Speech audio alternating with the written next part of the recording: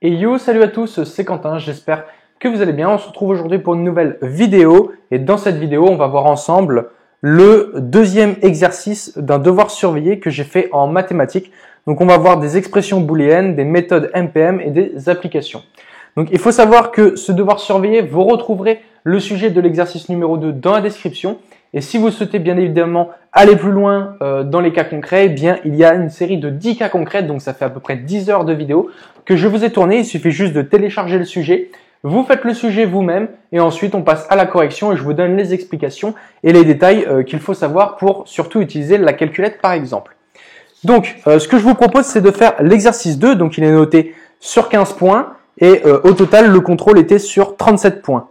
Donc dans la description vous retrouverez le sujet uniquement pour l'exercice 2 et on va pouvoir le faire ensemble. Donc l'exercice 2, il va être consacré essentiellement à la méthode MPM et on va voir le calcul de matrice et la loi des chemins, etc., etc. Enfin bref, vous allez voir, il y a pas mal de choses au sommaire de cette vidéo. Donc on commence tout de suite l'exercice numéro 2. Le responsable d'un centre de documentation profite du déménagement de celui-ci pour l'informatiser. Pour cela, il a identifié les 7 tâches suivantes. La partie A désigne la création du logiciel de gestion des documents d'une durée estimée à 4 jours. La partie B désigne les réglages des paramètres du logiciel d'une durée estimée à 1 jour. La partie C désigne l'installation des postes informatiques avec le logiciel d'une durée estimée à 2 jours. La partie D désigne le tri des documents d'une durée estimée à 3 jours. La partie E désigne le référencement des documents d'une durée estimée à 6 jours. La partie F, désigne les éventuelles réparations sur les documents d'une durée estimée à 2 jours. La partie G désigne le rangement des documents d'une durée estimée à 3 jours. Certaines tâches ne seront possibles qu'après la réalisation d'autres.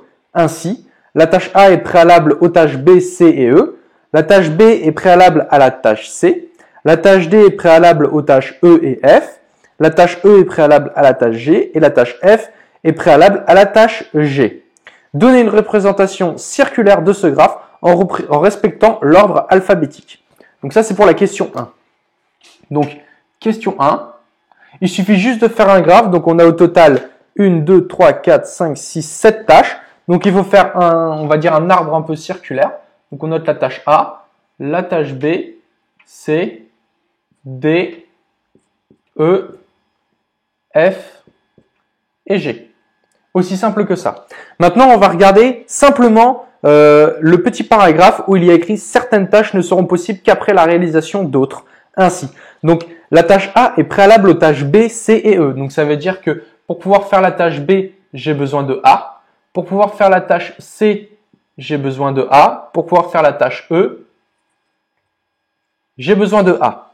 Ensuite, la tâche B est préalable à la tâche C. Ça veut dire préalable, en fait, ça veut dire avant. C'est préfixé. Donc, pour faire C, j'ai besoin de B. Ensuite, la tâche D est préalable à E et F. Donc, pareil, E, F. La tâche E est préalable à G. Et enfin, la tâche F est préalable à G. Voilà pour la question 1. Un point. C'est pas compliqué, on a suivi l'ordre alphabétique A, B, C, D, E, F et G. Et on a suivi ce qu'on nous disait dans les consignes. Donc, il n'y a besoin de rien d'autre. Maintenant, on va passer directement à la suite. Question 2. Déterminer la matrice adjacente M de ce graphe, puis préciser M2 et M3. Donc, ici, on va rien faire de bien compliqué. Question 2. Pour remplir une matrice, pour rappel, vous notez M. Vous allez remplir en fait tout simplement chaque point. Donc par exemple, je vais vous montrer, normalement en théorie, vous ne devez pas afficher les points, mais pour l'exemple, on va l'afficher. A, B, C, D, E, F et G. Et sur le côté, A, B, C, D, E, F et G. Donc là, on va déterminer la matrice M. On est d'accord. Donc, ce qu'il faut savoir, c'est que ici, ce sont tous les chemins d'arrivée et ici, ce sont tous les chemins de départ. Voilà. Donc, c'est quelque chose qu'il faut savoir. L'arrivée est en haut, le départ est en bas. Et sur le côté, pardon. Donc, Je démarre en A, est-ce que je vais en A? Non, je mets un 0. Je démarre en A, je vais en B? Oui, donc je mets un 1. Je démarre en A, je vais en C? Oui, je mets 1. Je démarre en A, je vais vers D? Non. Vers E? Oui. Vers F? Non. Et vers G? Non plus. Et ainsi de suite, vous remplissez toute votre matrice et vous allez ainsi pouvoir obtenir la toute première matrice. Donc je continue. B, est-ce qu'il va vers A? Non. Est-ce qu'il va vers lui-même? Non plus. Est-ce qu'il va vers C? Oui. Est-ce qu'il va ailleurs? Non. Donc j'enchaîne sur que des zéros. C, est-ce qu'il va vers A? Donc je regarde C. C, je vois, il n'y a aucun point qui en est à son départ. Donc je note que des zéros.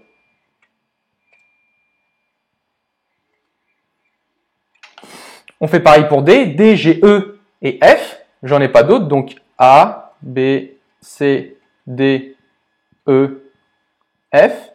Et G, j'ai rien. On fait pareil avec E. E, il va seulement vers G. Donc à G, j'aurai un 1. Tout le reste, j'ai des 0. Je vérifie en même temps que je ne dise pas de bêtises. C'est toujours ça. De F, je vais seulement vers G et pas d'autres points que des 0, A, B, C, D, E et F. Et en G, je mets 1. Et G, il va vers aucun point, donc je mets que des 0.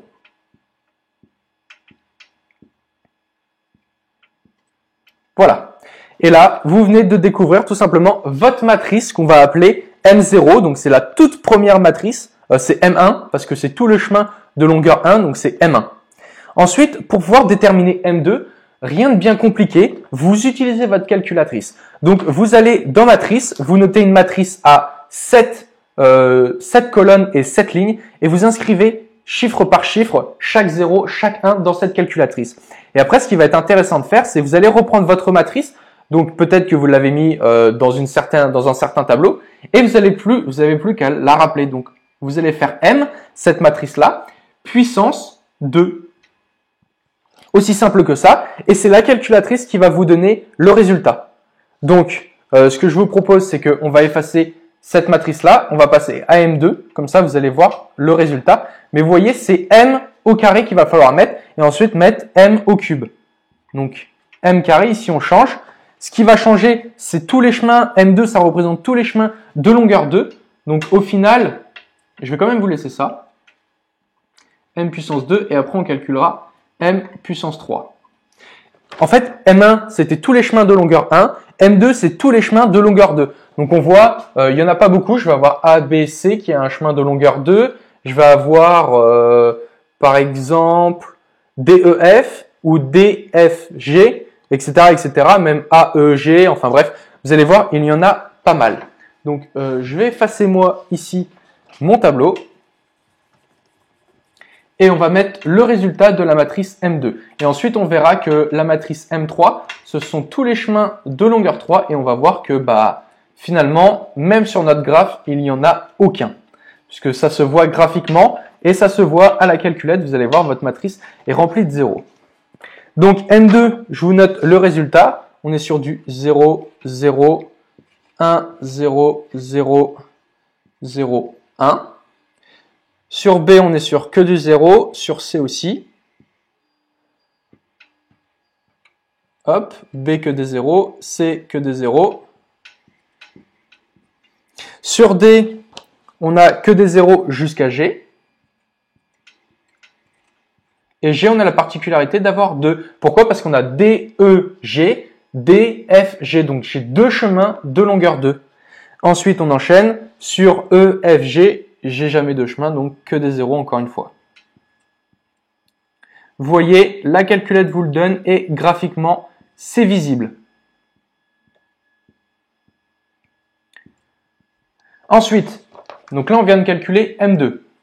Maintenant pour calculer M3, ici, il suffit de faire la même chose, vous prenez M, vous le mettez au cube, donc puissance 3, et vous allez voir que toute votre matrice va être remplie de 0. Pourquoi? Parce qu'on n'a aucun chemin de longueur 3.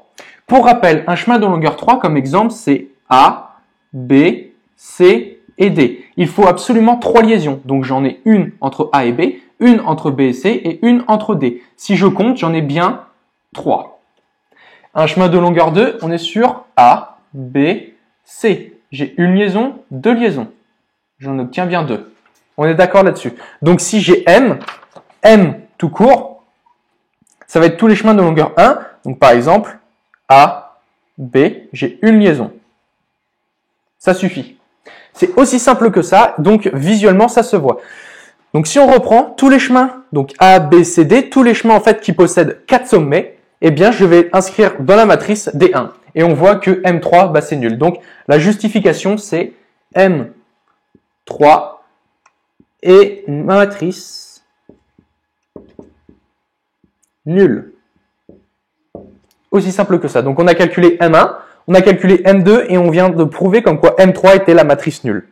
Voilà, c'est aussi simple que ça. Ce que je vous propose, c'est de passer directement à la question 3. Donc pour ça, rien de bien compliqué, on va juste encore une fois analyser nos tableaux. Je vais simplement effacer ce premier tableau et on va se servir tout simplement, en soi, normalement, le graphe, il ne faudrait pas que je l'efface, mais pour des raisons de place, je vais l'effacer. Mais le mieux, c'est toujours de le garder à portée de main. Ça évitera que vous le refassiez au cas où si on a besoin de faire une matrice transitive. Donc, je vais effacer tout ce qu'il y a ici aussi, qui ne sert plus. La matrice M3 est nulle, ça on le sait. Au niveau des chemins, maintenant, on sait ce que c'est un chemin de longueur 2, un chemin de longueur 3, un chemin de longueur 1. Bien évidemment, il peut avoir des chemins beaucoup plus longs. On peut avoir des chemins 5, 6, 7, 8. Ça dépend tout simplement de votre graphe et de vos matrices. Donc, question 3 maintenant. On va se servir de la matrice 2. Question 3. Déterminer le nombre de chemins de longueur 2 commençant par A, en donner la liste. Donc, si je regarde les chemins commençant par A, je vous ai dit ici la colonne de gauche, quand on regarde ici, c'est tous les départs. Donc, commençant par A, je vais me focaliser ici, sur A. Ici, je suis sur la matrice numéro 2. Ça veut dire que je vais avoir tous les chemins ici qui sont de longueur 2. Donc, je commence par A et je regarde quel chemin est de longueur 2. J'ai un chemin ici en C. Donc, je vais avoir un chemin qui commence par A, qui passe par un sommet et qui termine en C. Et je vais avoir la même chose ici. Un chemin qui commence par A, qui passe par un autre point et qui termine par G. Donc, la réponse, c'est j'ai deux chemins de longueur 2, commençant par A.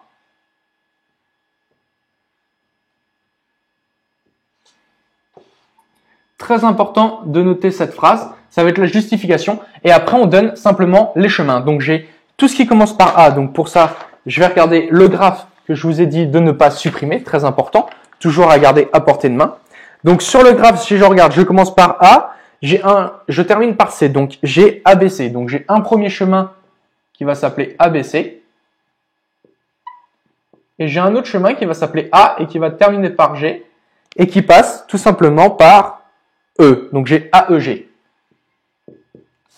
Je vérifie, c'est bien ça, ABC et AEG. Vous voyez, rien de bien compliqué, il suffisait juste d'analyser le graphe, de bien étudier notre matrice, deux chemins de longueur 2. Maintenant, on va faire la question 4, où encore une fois, il suffit juste de justifier. Justifier à partir du graphe que le sommet C est de niveau 2. Alors là, c'est très intéressant, parce que on va devoir justifier avec notre graphe. Donc le graphe, c'est celui qu'on a fait à la question précédente, encore une fois. Donc du coup, je vais la reprendre. Et la question, c'est justifier à partir du graphe que le sommet C est de niveau 2. Alors, qu'est-ce qu'on appelle un niveau déjà? Un niveau, c'est, par exemple, je vais prendre A, il est de niveau 0. Pourquoi? Parce que ça va être la toute première tâche que je vais devoir faire pour pouvoir enchaîner sur les autres tâches. Par exemple, dans l'énoncé, on me disait que la tâche A était préalable à B, C et E. Donc, vu que A est de tâche et la tâche de niveau 0, obligatoirement, B, C, E seront au minimum niveau 1. Et ça peut aller plus loin. Donc ici, si j'analyse, j'ai A qui est préalable aux tâches B et C et E. Donc ça veut dire que A est de niveau 0. J'ai B, C et E qui sont potentiellement de niveau 1. Je regarde la tâche d'après. Tâche B est préalable à la tâche C. Ça veut dire que pour faire C, j'ai besoin de B. Et pour faire B, j'ai besoin de A. Donc, si je veux C, il me faut obligatoirement avoir B. Et si je veux B, il me faut obligatoirement avoir A. Ici, c'est intéressant parce que je vais avoir le niveau 0, le niveau 1 et le niveau 2. Donc, c'est dans cet ordre-là qu'il faut l'écrire.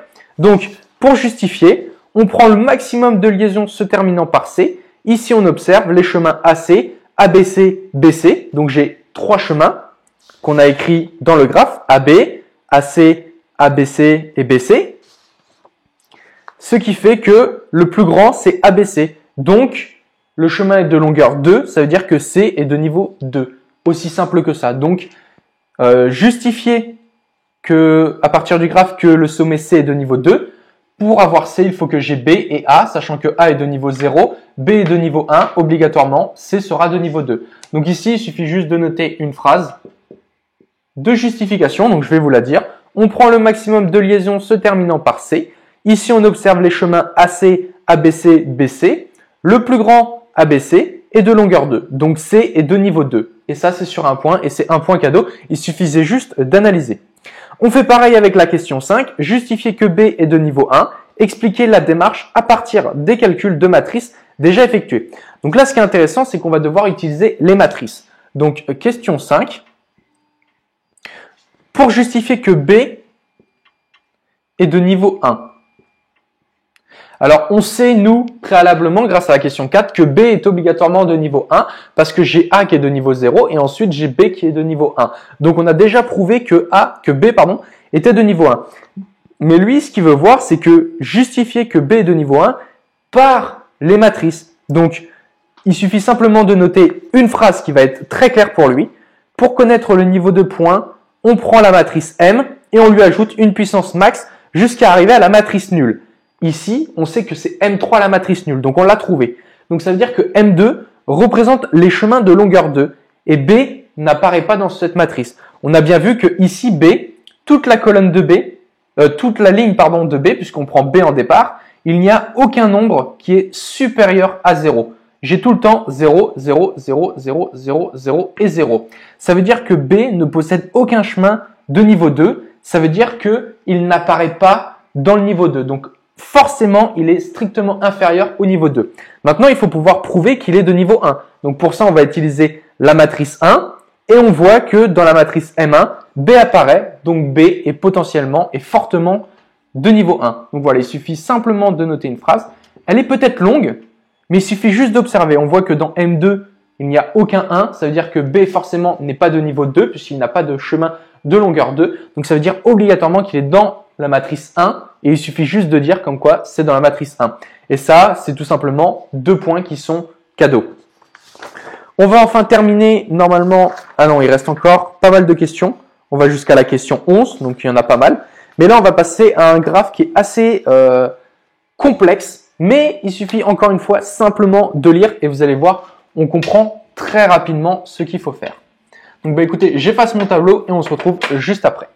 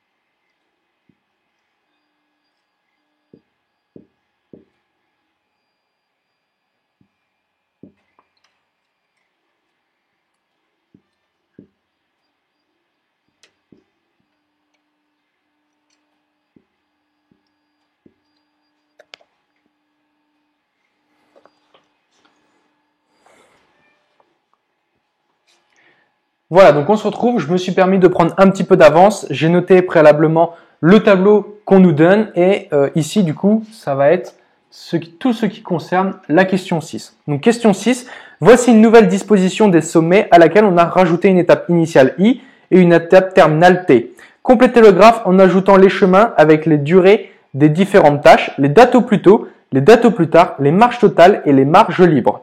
Donc ça, c'est très intéressant. Ce que je vous propose de faire, c'est de télécharger les fiches de révision. Vous allez retrouver directement tous les calculs qu'il faut faire. Donc, la date au plus tôt, la date au plus tard, les marges libres, les marges totales. Vous allez voir, c'est très facile à calculer. Et moi, ce que je vous propose, c'est qu'on remplisse ce tableau.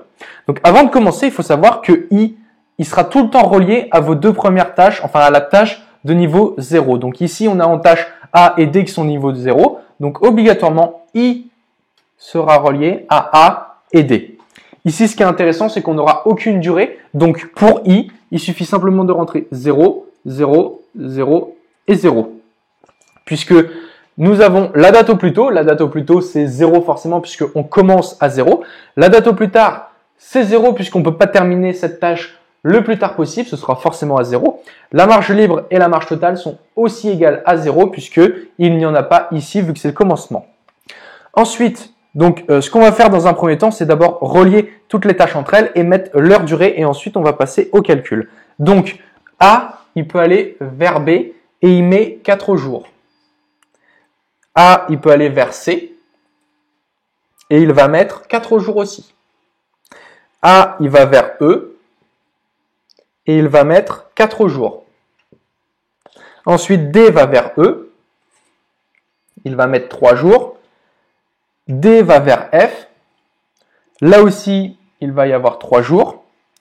Ensuite, B va vers C. Là, encore une fois, on a 1 jour.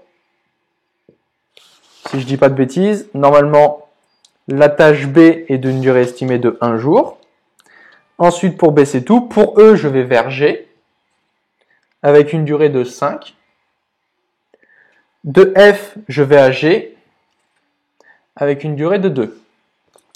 De C, je vais à T avec une durée de 2.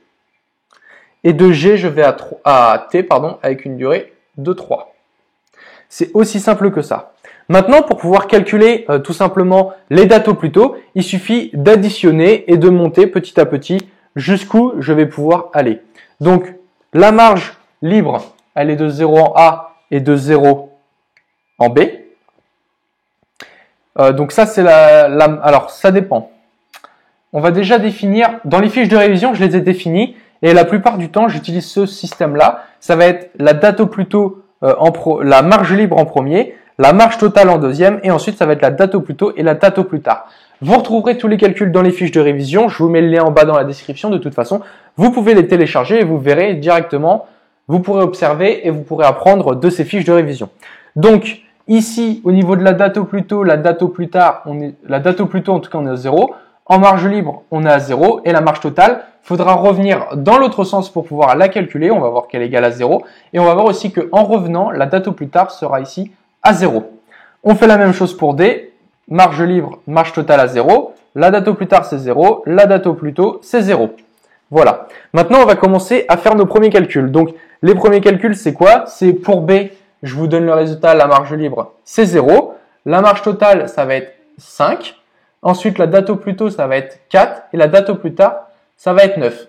Pourquoi 9 ici? C'est tout simplement l'addition de toutes les tâches qui vont remonter. Donc ici, je vais prendre ma date au plus tard. Je vais la soustraire. Donc par exemple, ici, ce sera 12. Moins 2, 10. Moins 1, 9. Donc ça veut dire que la tâche B pourra se terminer au plus tard le 9e jour. Ça ne posera aucun problème dans tout le projet, ça ne décalera pas le projet. Vous voyez ce que je veux dire et où je veux en venir. Pour E, on est sur du 0, 0. Ensuite, on est sur du 4 et 4. Pour F, on est en marge libre à 4, marge totale à 4.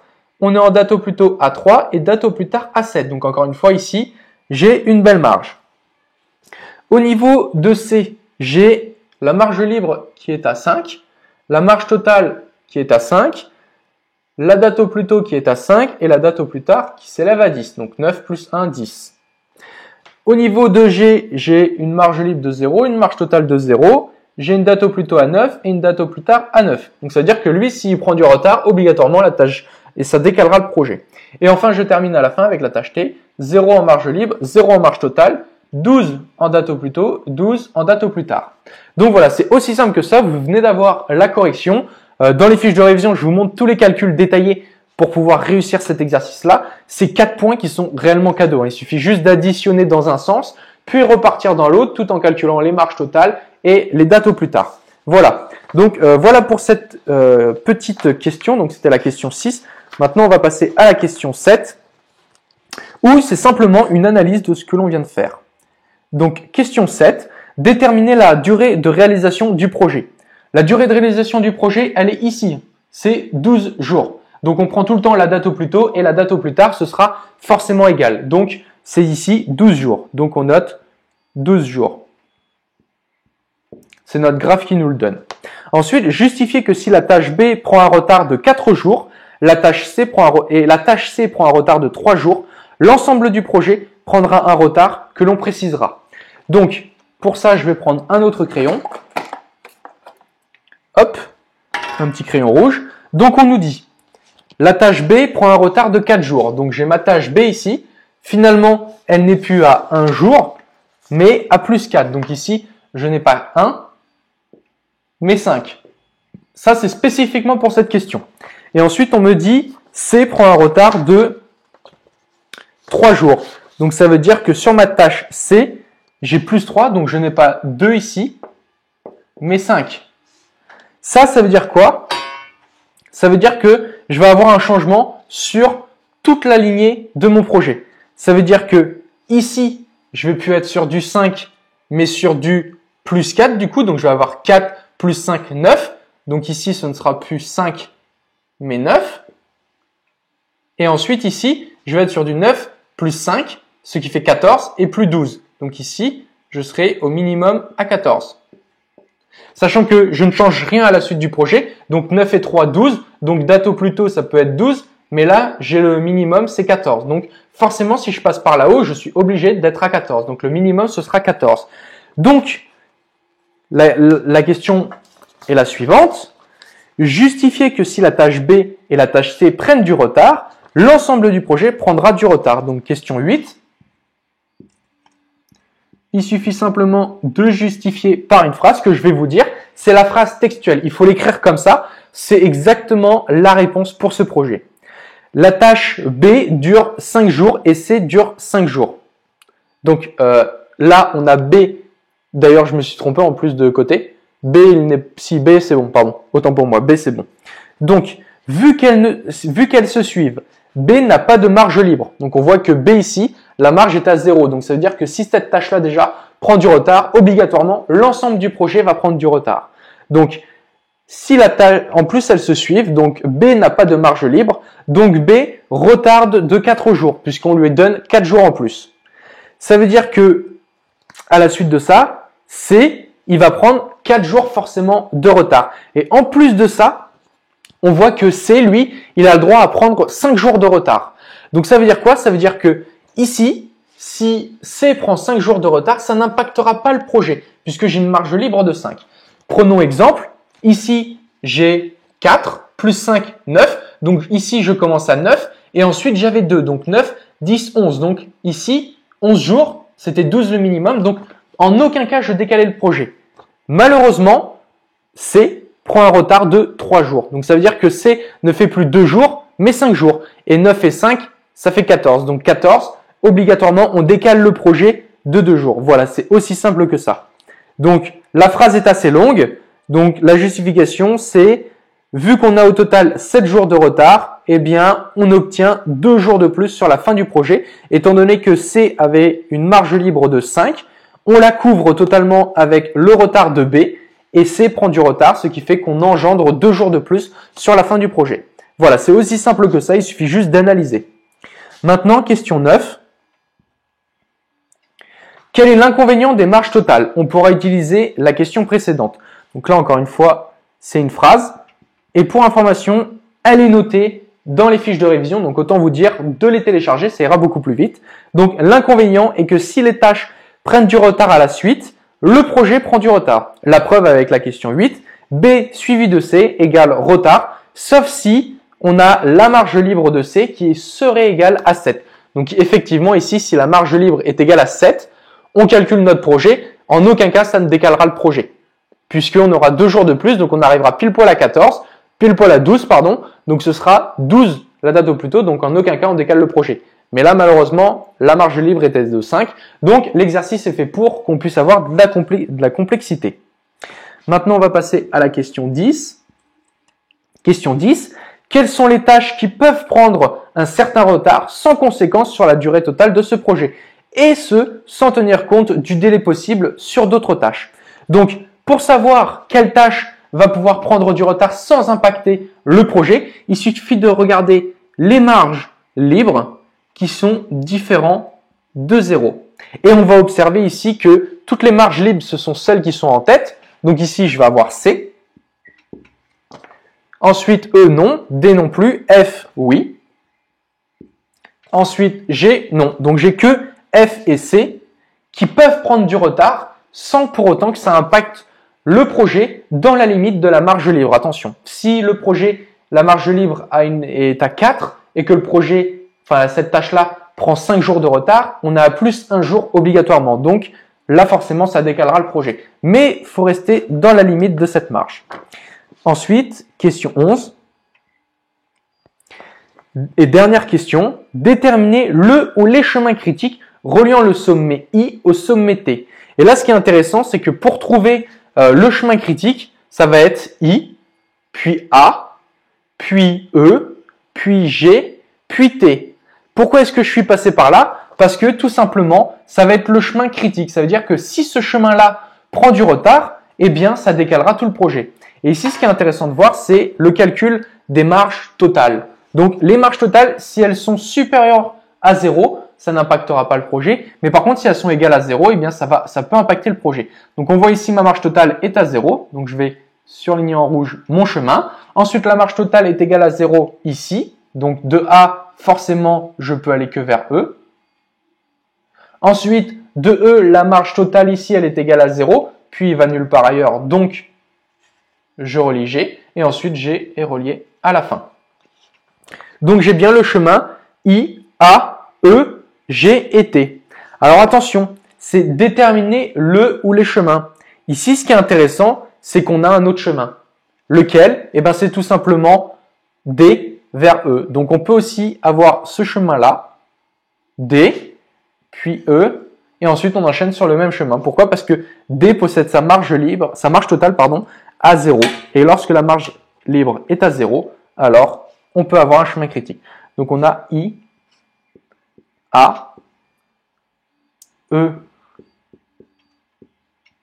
G et T. Alors, généralement, on dira, d'après la loi, enfin d'après ce qui est écrit dans les livres, il ne peut y avoir qu'un seul chemin critique. C'est totalement vrai. Ici, on en a 2, mais il est conseillé d'en écrire qu'un et de choisir lequel vous voulez. Le mieux, c'est de prendre celui qui possède une durée plus élevée, puisque entre E et D, eh bien, on aura une distance de 3 jours, puisque ici, on a 3 jours. Donc, ça veut dire que potentiellement, j'ai 1 jour de libre. Donc, si je prends D en chemin critique, ça veut dire que ici, potentiellement, j'aurai 3 jours et pas 4. Donc, c'est pour ça que ici, à l'heure actuelle, ce chemin-là n'existe pas. Ce n'est pas un chemin critique. Je voulais voir si vous pouviez suivre et mettre dans les commentaires comme quoi je me suis trompé. Mais non, effectivement, je ne me suis pas trompé. Le chemin critique, c'est bien que celui qui passe par A et ensuite E, puisque c'est ici que j'ai la plus grosse durée et non ici. Si j'aurais eu 4 ici, potentiellement j'aurais eu 2 chemins critiques, mais la loi dit que c'est strictement impossible. Il n'y aura toujours qu'un seul chemin critique et vous ne pouvez pas en avoir plusieurs, sauf cas contraire où le prof veut vous tendre un piège. Mais en l'occurrence, normalement, il n'y en a pas. Voilà, bah écoutez, c'est tout pour cette vidéo. J'espère qu'elle vous a plu. N'hésitez pas à vous abonner, à mettre un j'aime, à dire dans les commentaires ce que vous pensez de cet exercice. Assez long, pas du tout difficile. Il suffit juste d'assimiler les choses, de prendre de bonnes fiches de révision. Donc, je vous ai mis le lien en bas dans la description. Et aussi, vous pourrez retrouver tous les cas concrets que j'ai tournés en vidéo. Donc, vous voyez, les vidéos sont assez longues. Mais c'est pour vous expliquer pas à pas chaque chose et que vous puissiez comprendre et obtenir votre BTS SEO. Voilà, bah écoutez, c'est tout pour moi. On se retrouve derrière l'espacement pour avoir tous les cas concrets et les fiches de révision qui sont accompagnées. Je vous dis à très bientôt pour une nouvelle vidéo. C'était Quentin. Ciao, ciao les amis.